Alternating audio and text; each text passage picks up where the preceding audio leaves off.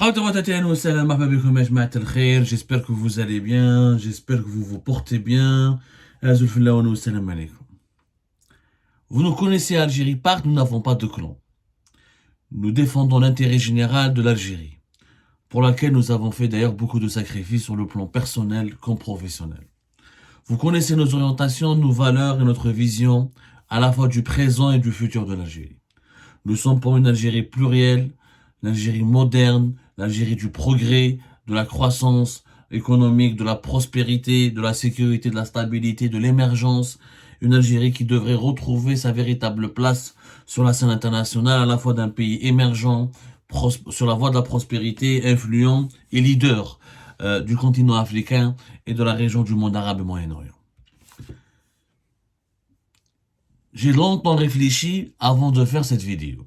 J'ai longtemps réfléchi parce que je voulais parler au cœur. Je voulais adresser un message pour interpeller Monsieur Abdelmajid Tebboune.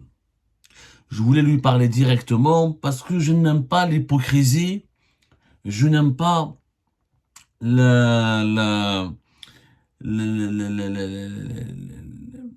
langage à deux vitesses, je n'aime pas la lâcheté, je n'aime... كلام تنوفير قولوها بالجزائرية. Il y en a marre de l'hypocrisie. Je crois que l'avenir de l'Algérie est si précieux, si important. La situation actuelle, elle est si compliquée. Nous sommes confrontés à des risques, à des dangers aussi imminents, et que les générations futures vont certainement nous questionner et nous responsabiliser sur ce que nous allons leur léguer comme pays. Quelle Algérie allons-nous laisser à nos enfants, nos petits-enfants? Le devoir, le patriotisme, le devoir de défendre son pays, le devoir de veiller sur sa sécurité, sur sa stabilité, nous exige une certaine honnêteté intellectuelle. C'est au nom de cette honnêteté intellectuelle que je m'adresse aujourd'hui à Abdelmajid Tebboune. Nous sommes à la fin du mois de février 2024. Nous sommes à 6 mois de point de vue réglementaire, à 6 mois de la convocation du corps électoral pour les élections présidentielles de décembre 2024.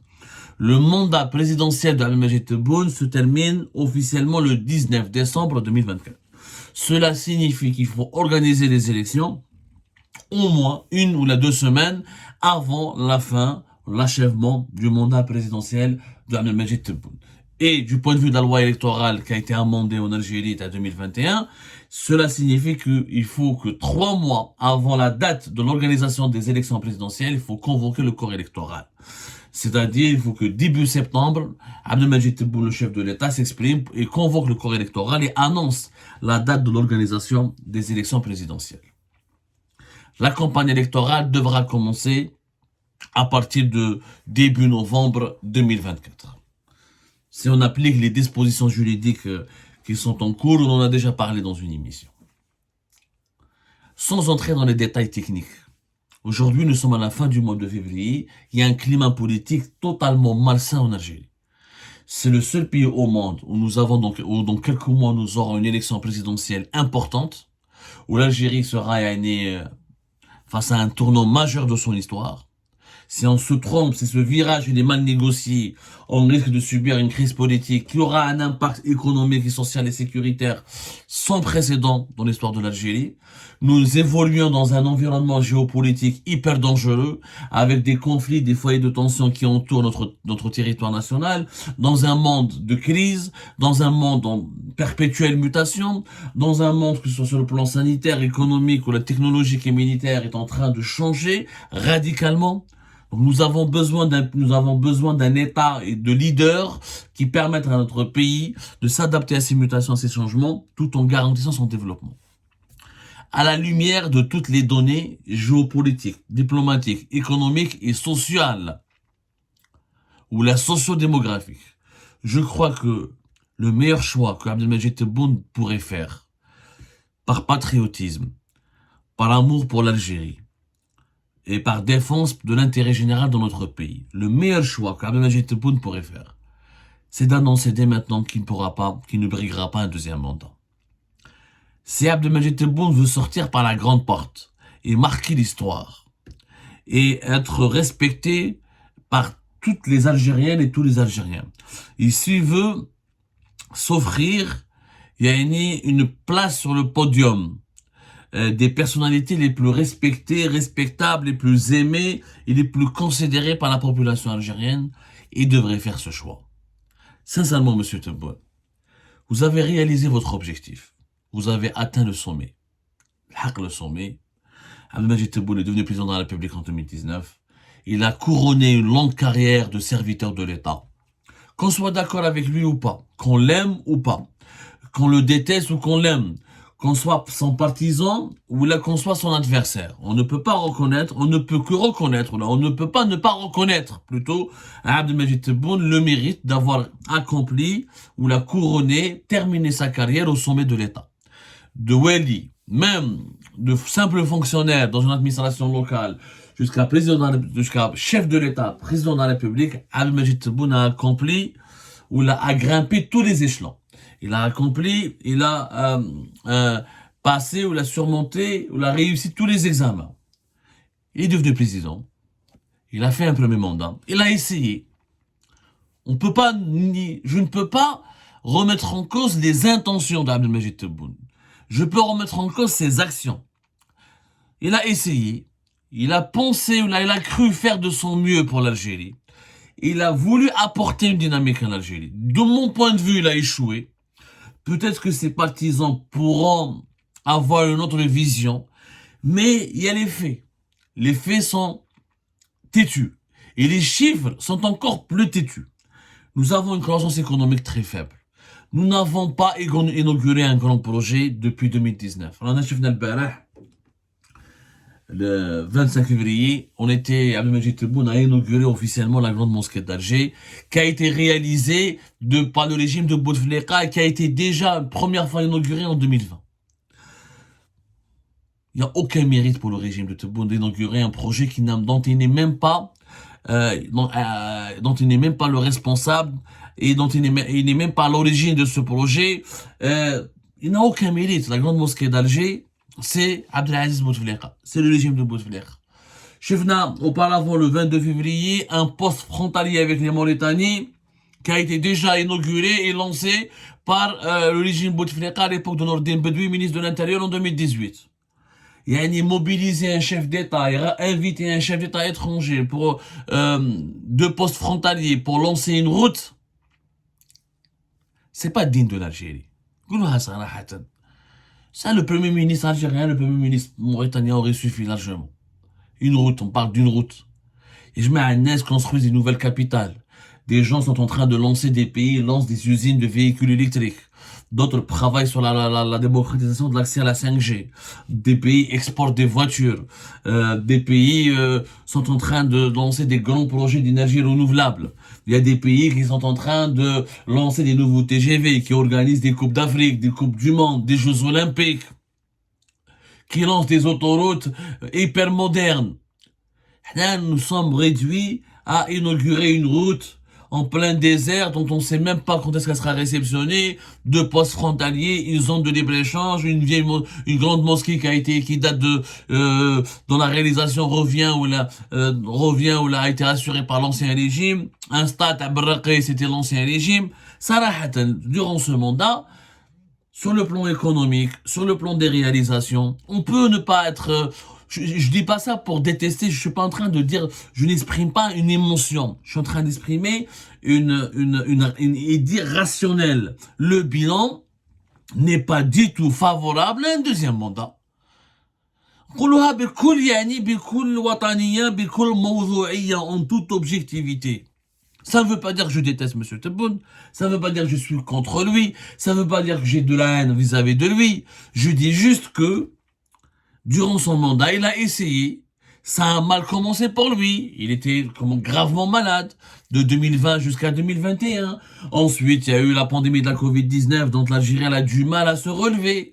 Ensuite, il y a eu la guerre en Ukraine qui a modelé, qui a changé la face du monde. Mais 2022, il y a eu quand même des revenus pétroliers et gaziers historiques. Depuis 2014, depuis 2016, l'Algérie, en tout cas, n'a jamais gagné autant d'argent grâce à son pétrole et son gaz en 2022. Mais il n'y a pas eu de dynamique. Nous avons eu, l'inflation n'a jamais été aussi élevée dans l'histoire de l'Algérie. Nous avons une inflation à 2 chiffres qui a commencé bien avant la guerre en Ukraine, depuis 2021 jusqu'à 2024, jusqu'à ce début d'année 2024. Les Algériennes et les Algériens subissent une cherté de la vie, une inflation galopante parmi les plus élevées de la région et du continent africain. Et même une inflation beaucoup plus élevée que beaucoup de pays européens qui sont impliqués et touchés directement par la guerre en Ukraine. Le bilan, il est là sous nos yeux. Et puis, il y a l'âge de M. Tebboune. 78 ans. 5 années supplémentaires, ça veut dire qu'Abdelmajid Tebboune devra être âgé de 83 ans. Ou chef Nabli Abdelmajid Tebboune, ça se voit qu'il est malade. C'est un homme âgé, malade. Je le dis avec beaucoup de respect, beaucoup de considération. Il peut pas donner plus que ce qu'il peut fournir. À un moment donné, un être humain doit savoir dire stop. Notamment quand son physique, quand son corps, quand sa santé ne peut pas lui permettre d'aller plus loin d'une certaine étape. Abdelmajid Tebboune a déjà une maladie personnelle que je ne veux pas révéler, dont je n'ai pas envie de parler. Ça concerne sa vie personnelle, son intimité, sa famille et ses proches. Je respecte cela. À cela, il faut rajouter les conséquences de la Covid-19, les formes, les symptômes les plus graves de la Covid-19 ont quand même aggravé l'état de santé de Tebboune. Et ça va le marquer à vie. Cette période de convalescence et d'hospitalisation et de soins intensifs en Allemagne de pratiquement 6 mois, de plus de 80 jours. Je rappelle qu'Abdelmajid Tebboune avait battu le record du nombre de jours d'hospitalisation à l'étranger de Abdelaziz Bouteflika en 2013, entre 2020 et 2021. L'opération qu'il avait réalisée au niveau de son pied, ça a laissé des séquelles graves. On a vu en Mauritanie, on a vu à la grande mosquée d'Alger, Abdelmajid Tebboune marche très doucement, lentement. Il gère sa maladie. C'est courageux de sa part. C'est courageux, il faudrait peut-être lui rendre hommage d'avoir accepté de rester, d'essayer en tout cas, d'essayer de gérer à la fois sa santé et de gérer à la fois les affaires de l'État. C'est hyper compliqué. Naturellement, il y a un staff médical qui l'entoure.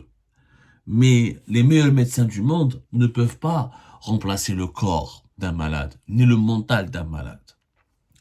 Je suis en train de marcher sur des œufs, vous l'avez bien remarqué. J'essaie d'adresser ce message et de parler de la manière la plus respectueuse pour qu'on ne dise pas que j'ai envie de brusquer. J'ai pas envie de brusquer. J'ai pas envie d'offenser. Je n'ai pas envie de blesser. J'ai envie d'interpeller, de sensibiliser, d'alerter. L'Algérie, ses défis, la charge de travail qu'attend un président de la République ou un chef d'État nécessite un président plus jeune, un président en meilleur état de santé, un président plus frais, un président capable de fournir davantage d'efforts et de travail et de faire preuve de dynamisme et d'une énergie que M. Tebboune ne peut pas fournir à l'âge de 80 ans, 81 ans, 82 ans. On ne peut pas. Et ce message, je le dis dans l'intérêt de M. Tebboune. À un moment donné, M. Tebboune devrait penser à lui-même, à poursuivre ses soins, ses traitements, à sa famille. Il est grand-père, il est père, et c'est un époux. Les proches, il faut se mettre à la place de sa famille. Ils ont envie de profiter de leur père, de leur grand-père. Il n'y a pas mieux qu'une retraite tranquille, dans une résidence, avec tous les privilèges que va lui revenir en tant qu'ancien président de la République. Et en acceptant de sortir et de ne pas faire un deuxième mandat, il permettra à l'Algérie de connaître une véritable élection présidentielle transparente, parce que depuis la première élection présidentielle pluraliste de 1995, nous n'avons jamais eu de suspense. Même en 2019, le régime algérien a voulu créer une sorte de suspense entre Mihoub et Tebboune, mais tout le monde s'était douté que Tebboune était le préféré de Gaïd Salah et Abdelmajid Tebboune a remporté les élections. Aujourd'hui, il n'y a plus de débat. il y a plus d'analyse, il y a plus d'espace de liberté d'expression, il n'y a plus d'échange, parce que les personnalités politiques les plus crédibles, les plus sérieuses, ne veulent pas se lancer dans la politique tant que Abdelmajid Tebboune ne s'est pas exprimé sur son avenir. Et si Abdelmajid Tebboune va briguer un deuxième mandat, aucun candidat sérieux ou la crédible ne va le défier. Pour une raison simple, Abdelmajid Tebboune, c'est président sortant, connaissant l'attitude de l'administration algérienne, s'il est candidat à une deuxième mandature, c'est que l'armée lui a donné des garanties, donc les résultats ne seront ou truqués, ou les conditions médiatiques et politiques, administratives ne seront pas réunies pour permettre à ses concurrents de le défier et de le challenger. Donc les gens ne vont pas, les candidats les plus sérieux ne vont pas se présenter. Et puis, donc si Abdelmajid Tebboune ne se présente pas, on aura une élection, enfin des élections concurrentielle, une véritable compétition, avec un choix qui peut revenir au peuple. Et la possibilité d'organiser une élection réellement crédible.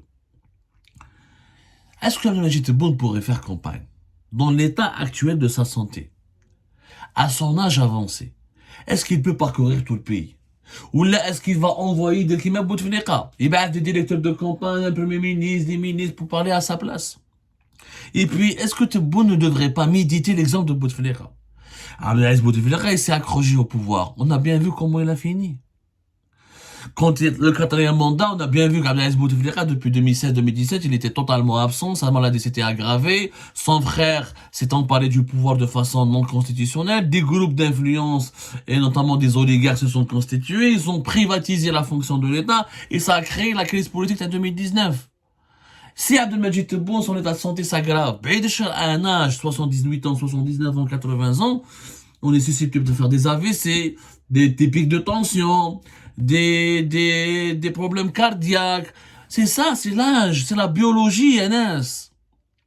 C'est la biologie. Si Abdelmajid Tebboune fait un deuxième mandat et son état de santé s'aggrave et se déséquilibre, qu'est-ce qui ne va pas nous garantir que des membres de son entourage vont s'approprier le pouvoir, vont le détourner, et d'ici 2024-2025, on va revivre une autre crise politique comme celle de 2019 parce que le peuple va s'apercevoir et une partie de l'institution militaire va se révolter parce que elle va dénoncer ou elle va déplorer ou elle va s'élever contre un détournement du pouvoir présidentiel. Parce que le détournement peut se pour à un moment où un chef d'État n'est plus capable d'assumer sa charge, des membres de son entourage et de son clan profitent pour accumuler des privilèges, de l'influence et exercer une certaine emprise sur l'État. Nous avons vécu ça avec le scénario de Bouteflika.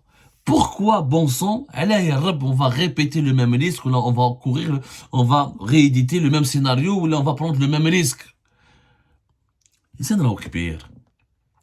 Je pense qu'Abdelmajid Tebboune devrait voir les deux exemples de l'histoire de l'Algérie, Zerouel ou Bouteflika. Bouteflika est resté au pouvoir, il s'est accroché au pouvoir, il a voulu mourir au pouvoir, il a fini mal, il a été enterré dans l'anonymat le plus absolu comme étant l'un des présidents les plus impopulaires alors qu'il a donné au pays. Alors que le bilan de Bouteflika n'est pas forcément mauvais, alors que pendant 20 ans, Bouteflika a métamorphosé l'Algérie. Ou entre Yamin Zerouel, qui a fait un mandat, il a compris qu'il ne pouvait pas donner plus, il a préféré sortir, il est sorti par la grande porte, et aujourd'hui, toujours à 82 ans, il est âgé, il a profité de sa retraite, surtout il jouit d'une crédibilité, de l'amour de la population, et du respect que lui vaut la population. Alors que le bilan de Zerouel, il est catastrophique. Zerouel, c'était la guerre civile, l'Algérie était sous-développée, l'Algérie était pauvre, il n'y avait aucune croissance, on était isolés. Mais on le respecte beaucoup plus, et on a beaucoup plus les Algériens et les Algériens ont une plus grande affection pour Zerouel que pour Abdelaziz Bouteflika qui s'est trop arrogé le pouvoir, qui a été égoïste, arrogant, qui a voulu rester jusqu'au bout président de la République alors qu'il était gravement malade et incapable de réaliser sa mission jusqu'au bout. Je pense que Tebboune devrait suivre l'exemple de Zerouel et surtout ne pas suivre l'exemple de Bouteflika. Et à un moment donné, monsieur Tebboune, pensez à vos enfants. Pensez à votre famille, qui a envie de profiter de vous. Demain, vous allez faire un deuxième mandat et vous arrive un malheur. Et la situation du pays s'aggrave. Ces problèmes socio-économiques vont s'aggraver. Ces problèmes géopolitiques et diplomatiques vont s'aggraver. Parce qu'en l'absence d'un président capable de travailler pendant 14 heures ou 15 heures par jour, C'est ce que nécessite l'Algérie comme travail au regard de l'ampleur de ses problèmes économiques, sociaux et politiques et diplomatiques. Demain, la population va vous imputer tous les malheurs du pays. Si par malheur vous décéderez, ou là vous allez mourir, ou là vous allez plus pouvoir exercer votre fonction, les gens vont vouloir se venger contre vos enfants, contre votre famille. شوف سعيد بوتفليقة واش صرالو. شوف les membres de la famille de Bouteflika واش صرالهم. شوفوا les partisans de Bouteflika واش صرالهم. Certains n'ont même pas volé, ils ont juste profité d'un ou de trois privilèges, on leur a collé des affaires, on les a poursuivis, persécutés, emprisonnés. Et on les a brisés pour toujours parce qu'on a exercé sur eux une vengeance, cette vengeance de tout un peuple qui cherchait un bouc émissaire pour se défouler sur lui et extérioriser toute cette colère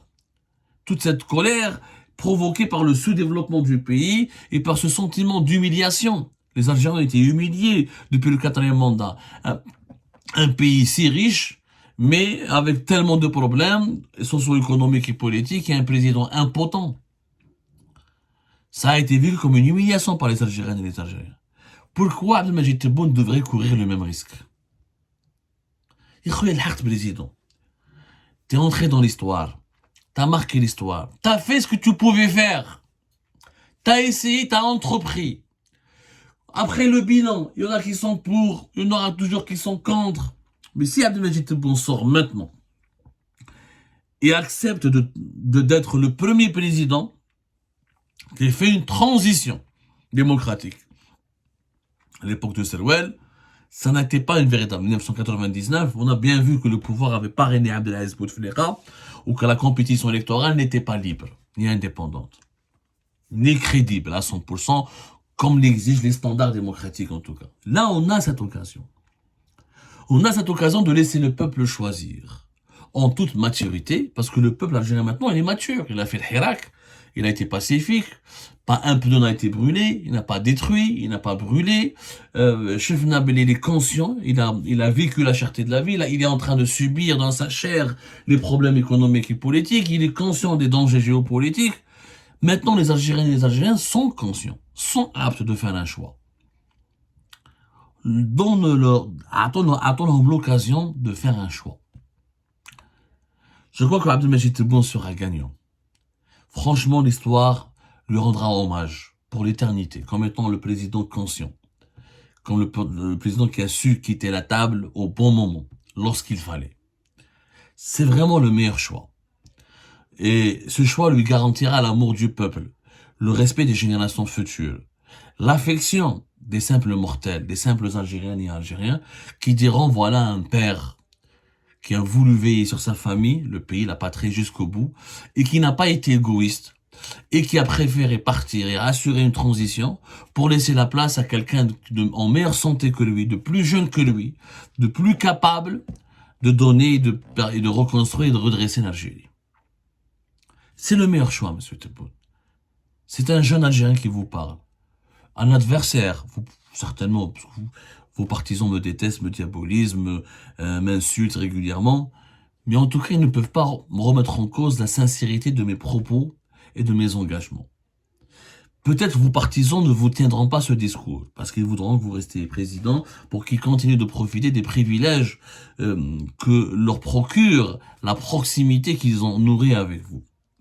Mais en tout cas, moi je vous le dis, je suis un simple Algérien, observateur de l'actualité de mon pays, acteur de l'actualité de mon pays. Je vous le dis en toute sincérité, vous serez gagnant et l'histoire vous rendra hommage. Si vous quittez maintenant votre poste, par maintenant vous terminez votre mandat présidentiel, si vous renoncez à briguer un deuxième mandat, et si vous acceptez de transmettre le pouvoir pour la première fois de l'histoire du pays dans des conditions pacifiques, sereines, en acceptant les résultats d'une élection démocratique, vous feriez le meilleur cadeau pour l'Algérie et son avenir. Et l'Algérie vous le rendra tout le bien que vous allez le faire. Je pense que la décision s'impose. Pensez à vous-même, à votre famille, à vos enfants, à votre entourage, à votre santé. Terminez votre vie, terminez vos jours tranquillement, en savourant le poids en savourant cette responsabilité que vous avez assumée jusqu'au bout. Ne faites pas l'erreur de Abdelaziz Bouteflika. Ne vous accrochez pas à un pouvoir qui n'est pas éternel, qui est illusoire, et qui pourrait aggraver ensuite votre problème de santé, et qui pourrait ensuite procurer à vos enfants, ou là à vos proches et à votre famille, les pires malheurs de ce que l'Algérie pourrait subir lorsque vous ne serez pas capable de la redresser comme il faut, parce que vous n'auriez pas ni l'état de santé, ni les conditions psychologiques ou physiques qui permettront d'accomplir votre tâche de président de la République. J'espère que ce message sera écouté à sa juste valeur, bien compris. C'est le message d'un enfant à un père, d'un Algérien à son président, d'un patriote à son chef d'État.